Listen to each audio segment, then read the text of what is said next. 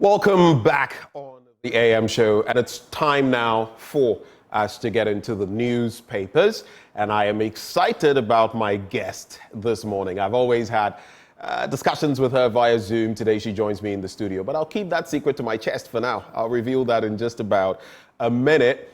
But of course, Endpoint Homeopathic Clinic helping us to bring you this segment every weekday morning. And today is no different. It's a wet morning, but that doesn't change the fact they're offering you, if you're a man, prostate screening for free. And if you're a woman, fertility screening for free, absolutely free. All you have to do is make a beeline for any of their branches here in Ghana. And there's good news because they are all over the country. Let me start with here in Accra.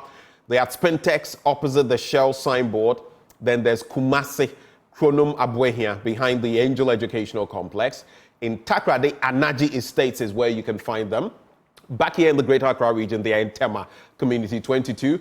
Then there's Techiman Hansua and Esiaman Zama. Their call lines, two of them. Here we go. 0244 867 068 or 0274 234 321. Endpoint Homeopathic Clinic, the end to chronic disease. And here we are in the studio, and I am joined by Elizabeth Alua. I don't know whether I got the middle one right. She's Executive Director of the Ghana Environmental Advocacy Group, and she is my guest this morning. Oh, don't you look lovely with that background, especially as you're an environmentalist? It's beautiful, yes. It is. What do you make of our new studio? It is really nice. It's my first time coming in person, so I didn't know what to expect. Okay. Yes, so you saw the old one, which is on the other side of the street, virtually, but this is the feel of the new one. And we've made a new home. Here we are. New things to come, great things as well. It's great to be here. Good. So before we get into the papers, a few things that come to mind. Do you think we are experiencing doom? So this morning, for example, you know when it rains, 2 minutes cry, but you do me light. And in the last few days, I've had the issue of, I think it may be in the process of getting resolved, not having light because I couldn't purchase at the vendor and I couldn't buy on the app. You know, some meters have some problems. Happened to me last year, happened to me this year. But this morning, after just a few minutes of rain, my lights went out. Thankfully, I had prepared, from last night. But I don't know what your situation has been in respect of that. Well, fortunately, where I am, we haven't had it. And it's also, there's a standby generator, so I may not have even felt it. Oh. So that's, you have to prepare for what happens. Yeah. I mean, my neighborhood has not been one of the worst hit. We get it from time to time. Yeah. I think 2 days ago, yesterday at a point, and in about 3 weeks, it's not been so bad. But other communities I know are frequently, it's off 11 hours, 12 hours. Do you think there's this conversation out there? Is it doomso or is it something else? What would you term it? So, is it doomso or not? What does it matter? The fact is we don't have electricity when we need it. And companies are already going through a lot. And if they can't have their people working when they should, individuals can't use electricity for whatever need they have. And in this time of extreme heat, imagine having I have a 2-year-old granddaughter, and she's staying in the heat with no air conditioning, no electricity, not you even will a not fan. sleep. Exactly. You will not sleep. So we don't need to dwell on nomenclature. It is not good that people should be experiencing this at this time, and the solution has to be found for it. Are you surprised we're back here? Well, you see, you can't do the same things over and over again expecting different results. We had been told over and over that however much we are making from electricity, like whatever is generated in terms of revenue, is not covering the cost of it. Meanwhile, there is a lot of wastage as well, right? So you can't expect to be running losses on a monthly basis, and then all of a sudden your problems are gone. They won't be gone. And it's going to be even worse as more people, start consuming it. Well, interesting stuff to look at in the papers. Let's start with them, shall we? Okay. And then maybe later on we'll get into other pertinent issues. But maybe, pardon me for this. before we get into the papers, because of what you do, the advocacy you do, and I was just referencing you to that file shared recently with me and on Facebook generally by Daryl Bosu of Arusha, Ghana. I mean, we've been partners in good things, trying to fight for everything environment for a long time, and I saw something that just broke me. Major highway, right? I can check for where it is. I'm sure if I go on Facebook and look for him, I'll find the specific spot. And guess what? To the left and to the right, for as far as your eyes can see, Galamsey. So in other words, even the integrity of the road is in question because everywhere around it, large expanse of land has been dug out. And people are doing Galamsey live, in living color.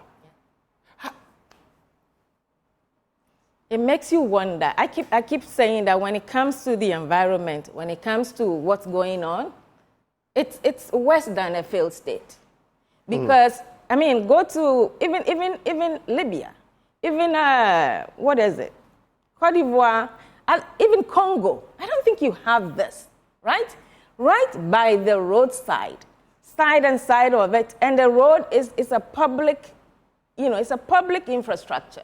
People are using it up and down, and right on both sides of it, it's gradually being decimated. You can't even tell whether they've already burrowed under it, and it's just suspended. Yeah. And then in the river right next to them, Adamsram did this. Yeah, I'm just looking at it now, and I'll send the photos. I will send the photos to my director, my producer, so we can splash them, even if not immediately, in the course of the news review. We'll splash them on your screens, and you will see what we are talking about. It's heartbreaking. Adam Sremsai took that photograph, and where is it? Shangfang activity at Dadieso. Yes. In the western region. That is the place. I mean, you will weep. You will weep. I can't for the life of me.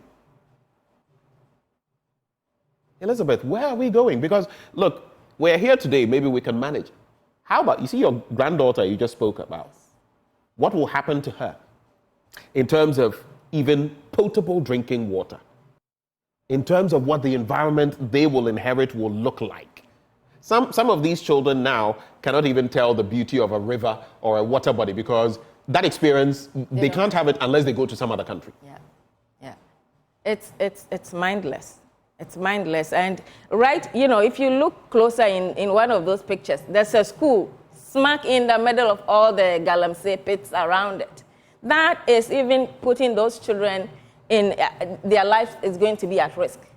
And when you look around, we don't have to even wait for my granddaughter. Right now, the Ghana Water Company, and today happens to be World Water Day. Ghana Water Company, when you look at their sources where they take surface water for their treatment plants. I mean, I can't imagine how people see this and they don't ask themselves. If I'm sitting in Takoradi, I'm sitting in Prestia, I'm sitting in Dunkwa, and I'm getting tap water. Yeah. This is what is running through it. And it doesn't seem to make a dent. But I don't blame them, I blame leadership. Everything has to happen from the leadership, both traditional and political. And why have we gotten to this point where we have structures in place? We have interior ministry, and right now it's almost like it's terrorism happening right within our country, environmental terrorism. You've always spoken about that, environmental terrorism. We are being terrorized we're being terrorized and maybe colonized in our own country, environmentally speaking. Yeah. It is so sad. I look at it and there are, I don't want to use those words, but nowadays I consider that I am Ghanaian and I have a tinge of regret. I've said that in recent times because I look at what is happening with our misleadership, as I put it. And today I'll share my blunt thoughts on some of these matters. And I look at a lot of the things happening. There's no honesty in leadership. Very few of them are honest and can say the truth, speak the truth. We have a political system that is, you must lie your way through. see black and say it's white. Once our party says it's white, say it is white, no matter what. And I'm talking of all sides of the political divide, not just one. And if we continue like this, it's like that saying, you can't keep doing the same things and expect different results. It breaks me. It breaks me, really. But we'll see how things go. We can only pray. We can't give up. No, we can't. We can't at all. Otherwise, we might as well, pack bag and baggage and then leave the country for people to come and recolonize. We can't give up. But another thing, some of the countries that we celebrate today, they were truly born out of circumstances like where we are now, where the people got to a point where they said enough. And I'm not talking about nowadays, you mentioned these things and someone is thinking you are talking about a coup d'etat or some revolution. No. But people were fed up and they created different systems. And today, we celebrate them.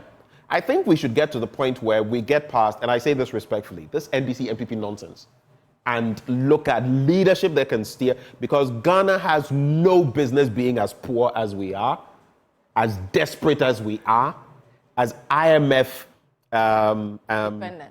dependent as we are. I mean, recently we think we are 67. I look at what are we celebrating?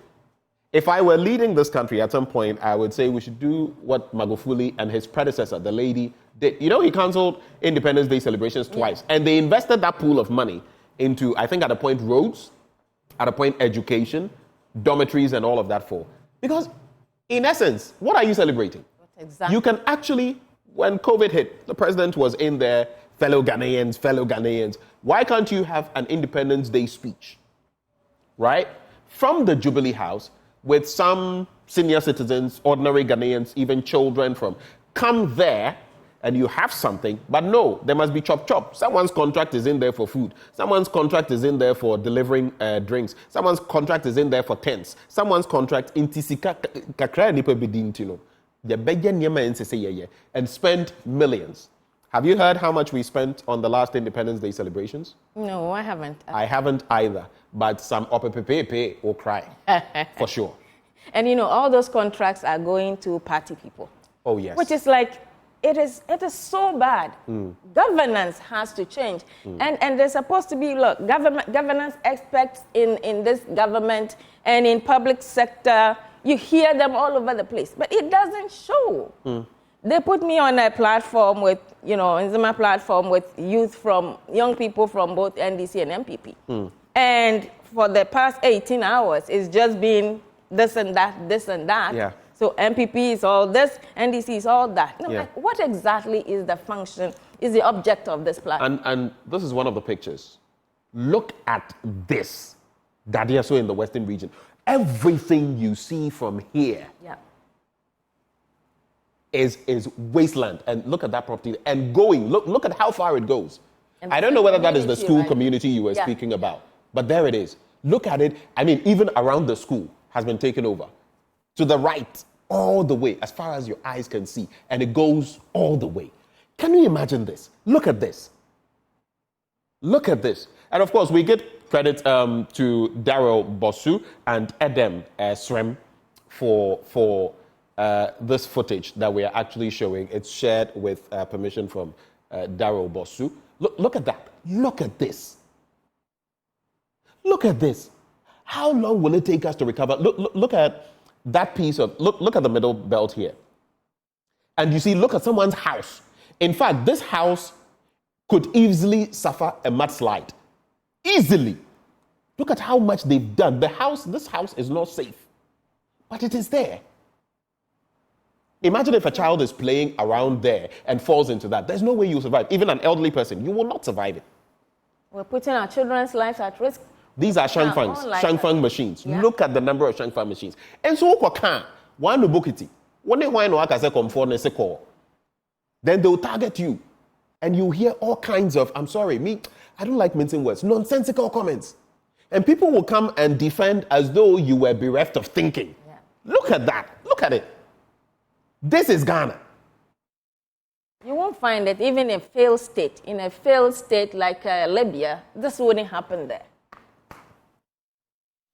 Well, I rest my case. And you speak of those contracts right before we get into the daily graphic. We have our new documentary out, Empty Plates, the free SHS promise. I don't know whether you've seen. I have. Yesterday we even had this town hall on it, among other matters. And mind-boggling. Because you see, you mentioned contracts. There too, when Dr. Clement Apak came, he's on the Public Interest and Accountability Committee, you see a trend, certain entities, which is why they've centralized it instead of, letting it go down to the schools. Because back then, schools were, getting their money, spending it into, and they could also budget according to, and have their own suppliers and everything. When I was in Bishop Herman, that was what was happening. And we had school farms. We were producing our maize, our yam, among other things. We were self-sufficient. At a point, schools could even sell the rest and raise some internally generated funds. We've centralized it because of corruption. Mm-hmm.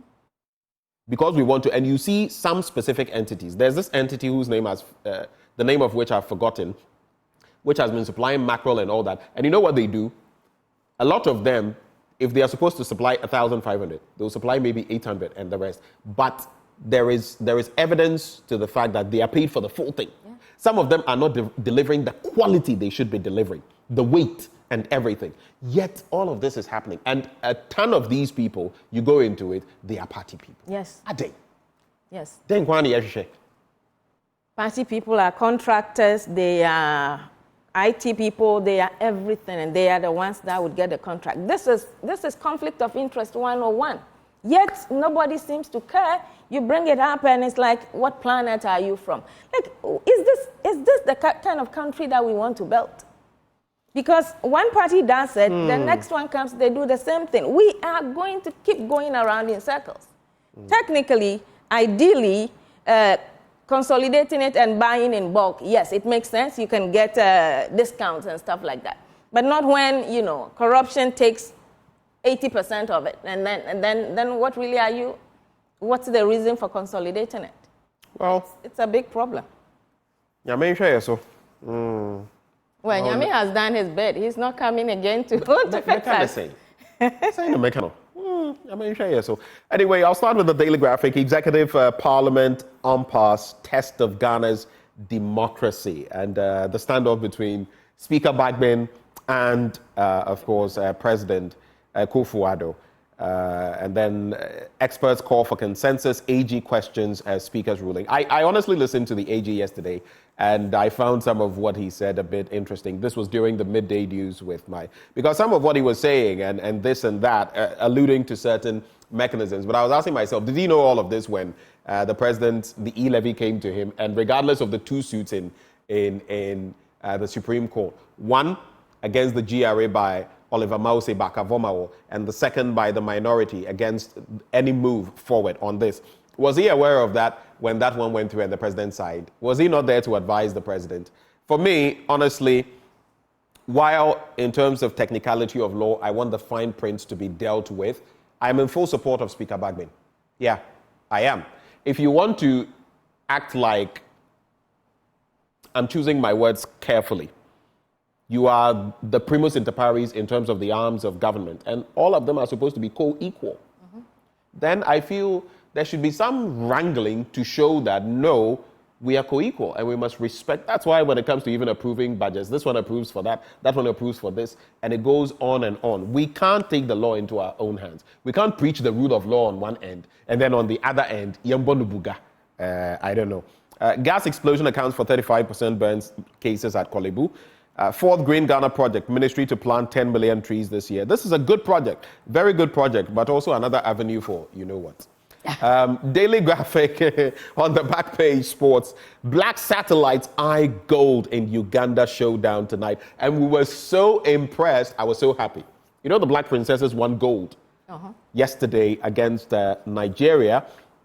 And it's not often that we get to beat the Nigerians like that. So we celebrate them, beating them by 2 goals to 1. It was only one match from the start that they drew, and they've gone for gold. And I keep saying, what we are doing for the male teams, if we did even a fraction, look at the money we spend on the male teams. But they know that, you see, sports hot because they know that is where that's the milking cow, and they can get their money. But Black Satellites are eyeing gold. They will have the crowd behind them as they take on their Ugandan counterparts in the final of the men's football competition. We wish them the very best, and hopefully we could win gold back-to-back. Princesses and then satellites. Ghana trio to sprint for gold in 200-meter finals. That one is also there. The 4x100, both male and female, we lost in them. I think we got bronze in one and silver in the other. But let me quickly do this test of democracy and have you come in, Elizabeth. So the ongoing impasse between the executive and parliament has been described as a power-flexing attitude and a test of the country's democracy.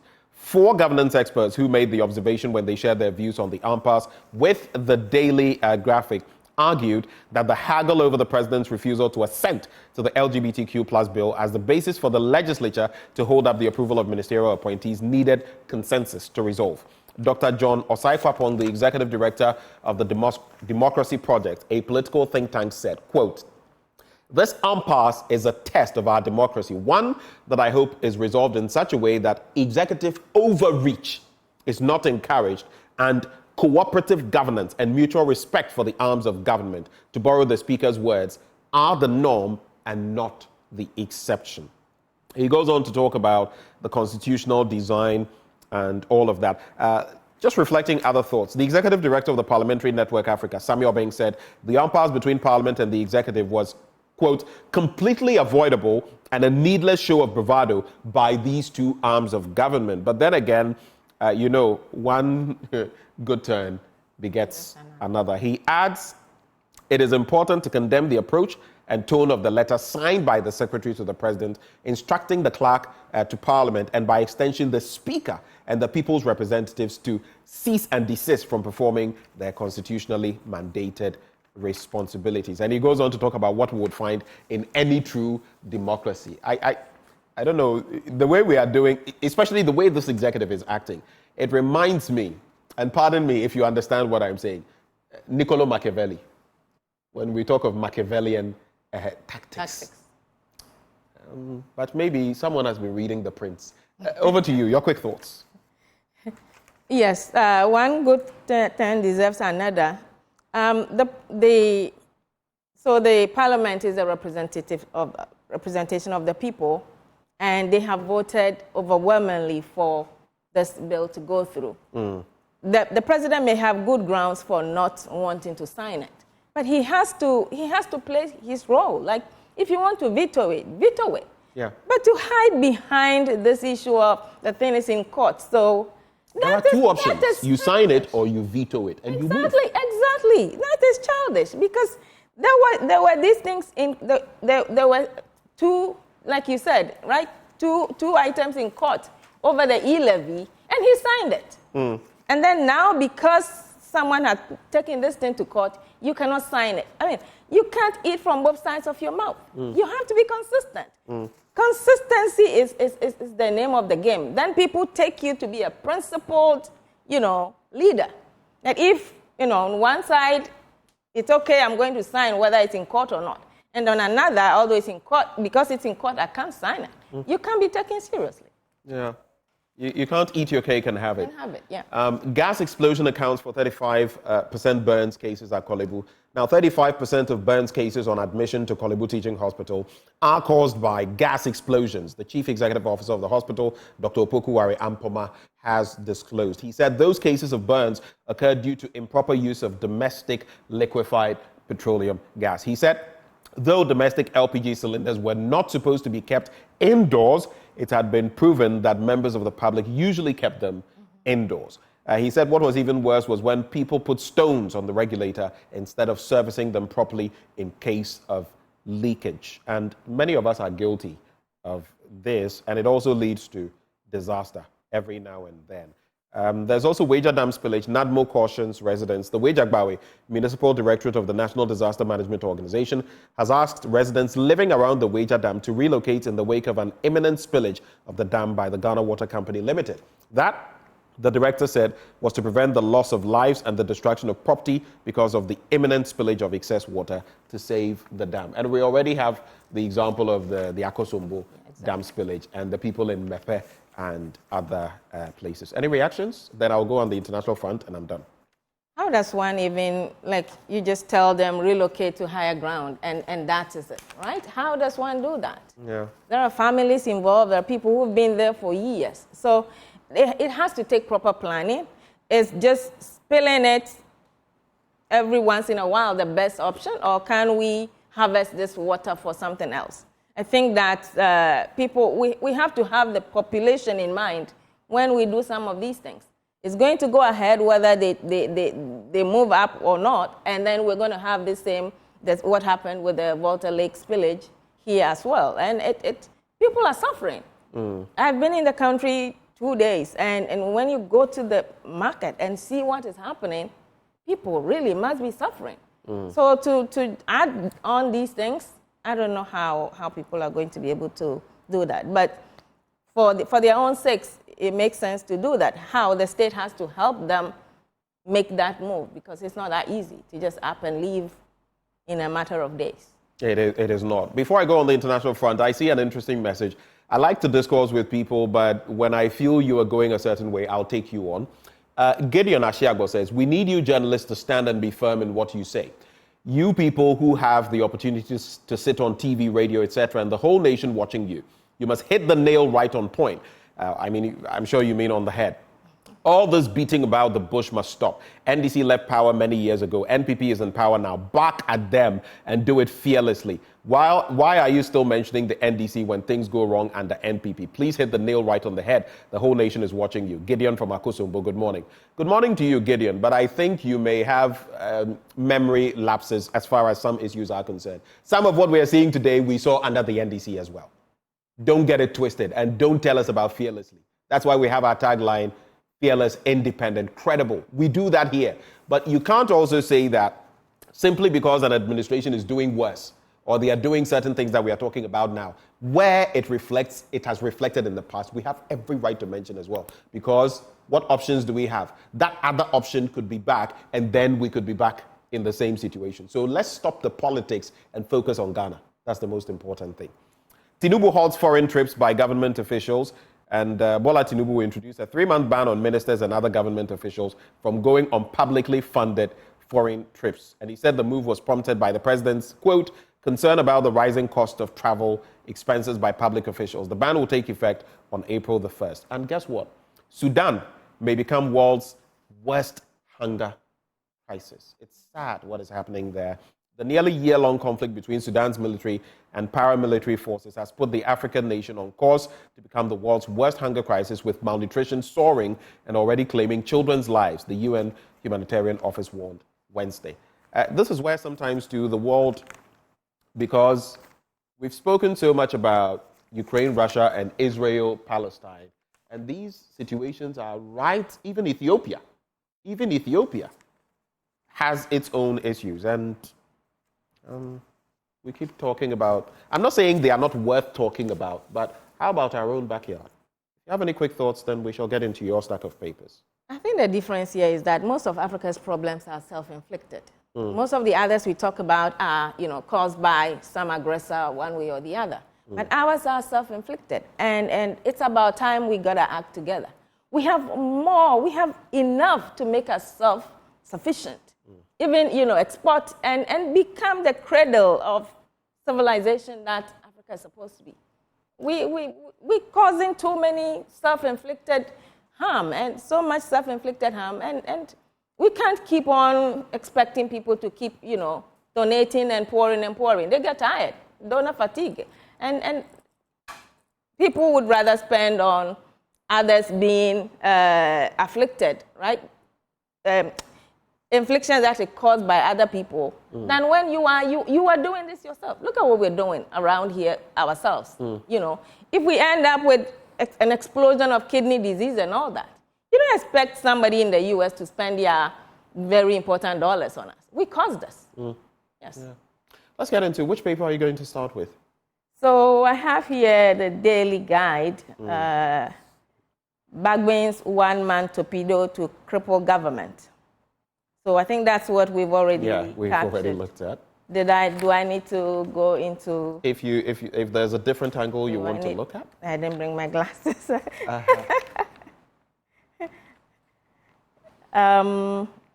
It looks like the AG has come up to talk about, what Bagman is doing. But we've already mentioned it. One good turn deserves another. If this is the way that the president wants to play the game, two can play the game. Oh yeah. And then our democracy will be good for it. There's already too much power concentrated in the executive. Too much. I think it's about time these institutions really also exercise the power that they have, because the parliament, the judiciary, the media, all these organs need to exercise their power. Otherwise, too much power corrupts, and absolute power corrupts absolutely. So I'm all for that. Let's see where it heads.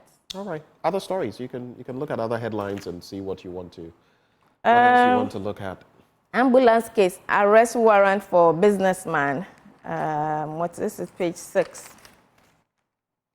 I don't know whether that has to do with Dr. Akufo-Addo and one Dr. something who in recent times was let go of, but we can get into that and see what the story. It says a high court in Accra has issued a warrant for the arrest of Richard Jakpa, the businessman who facilitated the purchase of what the Attorney General's office refers to as defective ambulances for the Ministry of Health. Okay. But who are those involved, if we can take a look? I want to be sure it's the Akufo-Addo one. I don't know whether it's the same one. Dr. Akufo-Addo, yes. Akufo-Addo and Jakpa are standing trial for woefully causing financial loss. Right. I think it's 2.3 something million euros involved. Yeah. And that case this is again where I feel, sometimes we talk about, this person has done that. You will never see the end of that case. Mm-hmm.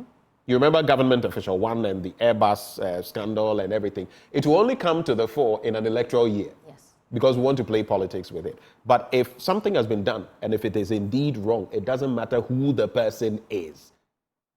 We are all subject to the laws of the land. But you see, this kind of play, that's what I see it. Play. They want to do it all the time. So if something is in there, why do we allow these cases to drag, ad nauseum? My take on that.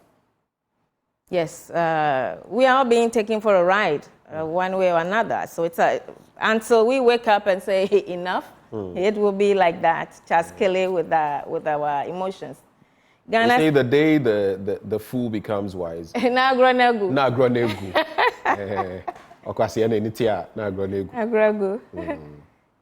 oil and gas transforming with vision action.